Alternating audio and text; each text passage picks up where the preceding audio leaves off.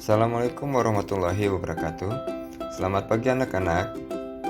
Semoga pagi ini kalian dalam keadaan sehat-sehat saja. Pada pagi kali ini, kita akan membahas tema 5 mengenai ekosistem, subtema 1 pembelajaran kedua. Anak-anak, sebelum kita mengawali pelajaran hari ini, mari kita berdoa menurut agama dan kepercayaan masing-masing. Berdoa mulai. Selesai. Anak-anak, sebelum kita memasuki materi tentang ekosistem, Bapak akan menyampaikan kompetensi dasar yang harus kalian miliki. Yang pertama, kalian harus dapat menyebutkan informasi penting dari setiap paragraf dalam teks non-fiksi yang disajikan. Yang kedua, kalian mengklasifikasikan hewan-hewan yang termasuk golongan karnivor, herbivor, dan omnivor. Dan yang ketiga, kalian menjelaskan ciri-ciri lagu bertangga nada mayor dan minor. Itulah kompetensi dasar yang harus kalian capai pada pembelajaran kali ini. Pada slide ini ditampilkan informasi tentang jenis-jenis ekosistem. Pada dasarnya, ekosistem yang ada di dunia dibagi menjadi dua, yaitu yang pertama ekosistem alami, dan yang kedua, ekosistem buatan. Ekosistem alami terdiri atas ekosistem air dan ekosistem darat. Ekosistem air terdiri atas ekosistem air tawar dan air asin. Ekosistem darat terdiri atas ekosistem hutan, ekosistem padang rumput, padang pasir, tundra, dan taiga. Ekosistem buatan merupakan ekosistem yang diciptakan manusia untuk memenuhi kebutuhannya. Seperti contoh, ekosistem sawah, ekosistem bendungan, ekosistem kolam, dan banyak masih jenis ekosistem buatan lainnya. Selanjutnya, ekosistem air tawar. Contohnya, ekosistem danau, ekosistem kolam, dan ekosistem sungai. Ekosistem air tawar mendapatkan cukup sinar matahari. Tumbuhan yang paling banyak hidup pada ekosistem ini adalah ganggang. Pada ekosistem air laut, contohnya yang pertama ekosistem terumbu karang, yang kedua ekosistem laut dalam. Berbagai jenis ikan kerang, koral, dan makhluk lainnya hidup pada ekosistem ini. Selanjutnya, marilah kita perhatikan pada gambar berikut ini. Pada gambar berikut ini, yang pertama adalah ekosistem hutan hujan. Ekosistem hutan hujan bisa kalian perhatikan gambarnya seperti ini, terdiri banyak pepohonan dan juga pakis-pakis dan juga tumbuhan-tumbuhan kecil lainnya. Dan selanjutnya adalah ekosistem padang pasir. Bisa diperhatikan bagaimana kondisi lingkungan pada ekosistem padang pasir tersebut. Selanjutnya ekosistem taiga, ekosistem padang rumput, dan ekosistem tundra. Ekosistem darat. Ekosistem darat merupakan ekosistem yakni interaksi antara makhluk hidup dan juga lingkungannya yang berada di wilayah daratan. Yang pertama, ekosistem hutan hujan tropis adalah ekosistem atau bioma yang mempunyai komponen utama yaitu pepohonan, beraneka ragam hewan, dan terletak pada daerah tropis. Yang kedua, ekosistem padang rumput adalah ekosistem alami yang di daratan dengan kondisi lingkungan utamanya berupa hamparan rumput luas.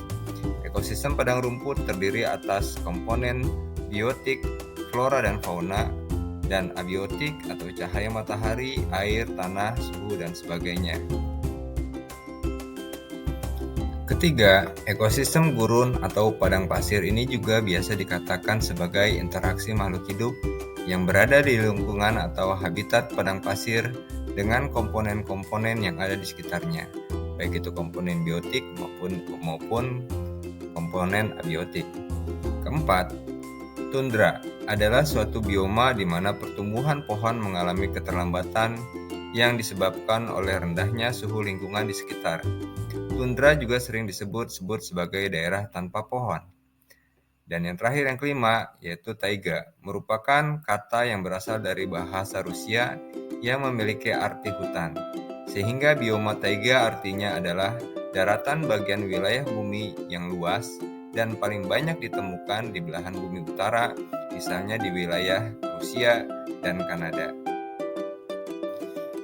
Nah, anak-anak, berdasarkan bacaan di atas, Temukanlah pikiran utama dari setiap paragraf beserta informasi yang kamu anggap penting.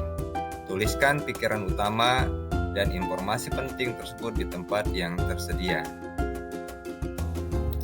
Berikut ini merupakan contoh tentang bagaimana menentukan pikiran utama dari paragraf 1 sampai paragraf 3 dan juga kata-kata penting atau kalimat-kalimat penting yang menyertainya. Kalian bisa perhatikan pada slide yang berikut ini.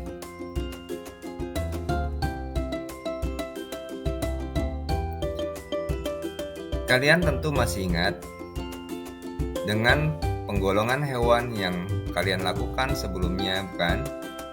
Hewan sebagai salah satu komponen ekosistem memiliki keunikan yang dapat menyeimbangkan ekosistem tempat ia berada.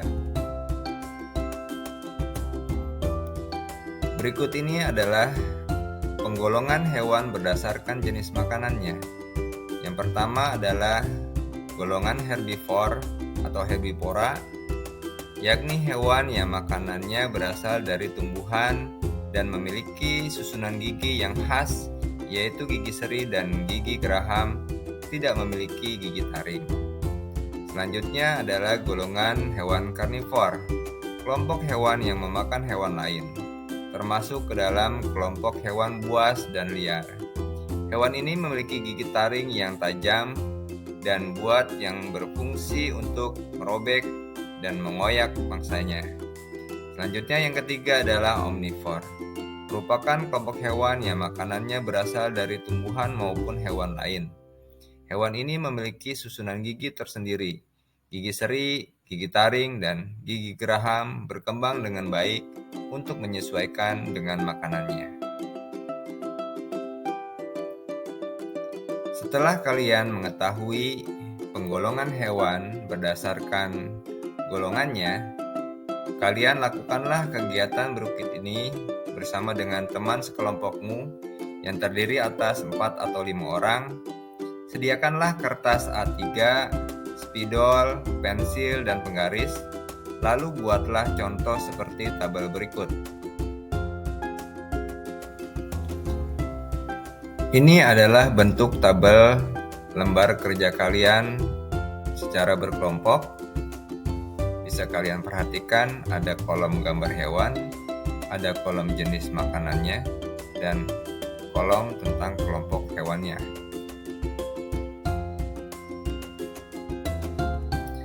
Caranya adalah kalian lakukan kegiatan berikut.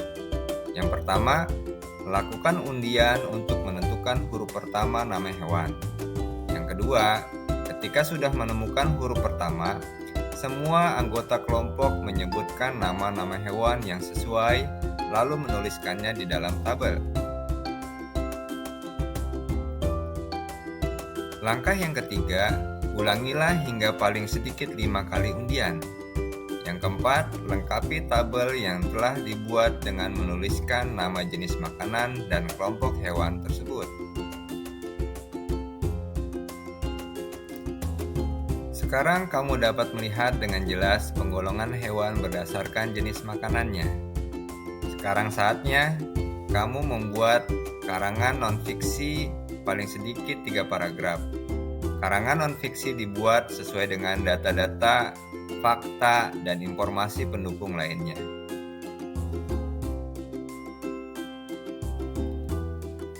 Anak-anak, banyak sekali hewan di sekitar kita yang dijadikan bahan cerita fiksi maupun cerita non-fiksi yang sering kita temukan pada majalah-majalah atau makalah-makalah. Nah, sekarang juga banyak hewan di sekitar kita yang dijadikan inspirasi oleh pengarang lagu untuk membuat sebuah lagu. Ada beberapa lagu Indonesia yang bertemakan tentang hewan yang dijadikan sebuah lagu.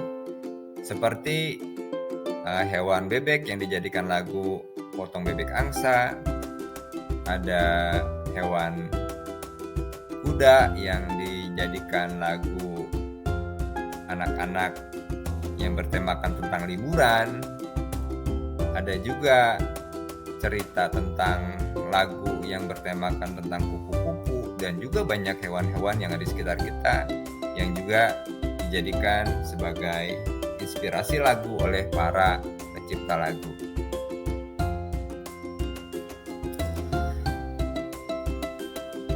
Untuk mengakhiri pembelajaran kita hari ini, Bapak akan memberikan tugas PR kepada kalian, yakni kalian bersama dengan teman sekelompok kalian, carilah lagu yang bertemakan hewan dan bertangga nada mayor.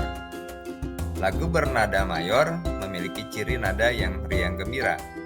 Lalu setelah kalian dapat pelajari dan menyanyikanlah secara bersama-sama dengan kelompok kalian, dengan diiringi alat musik sederhana yang kalian miliki. Baiklah anak-anak, dari awal sampai akhir pertemuan kita kali ini kita membahas tentang ekosistem, kita membahas tentang bagaimana menentukan kalimat utama dari bacaan tentang ekosistem, dan juga bagaimana sekarang yang terakhir kita bahwa hewan-hewan yang ada di sekitar kita yang bagian daripada ekosistem menjadi inspirasi pada para pencipta lagu untuk membuat sebuah lagu. Baiklah anak-anak, cukup sekian pertemuan kita kali ini. Bapak akhiri dengan akhirul kata, wassalamualaikum warahmatullahi wabarakatuh.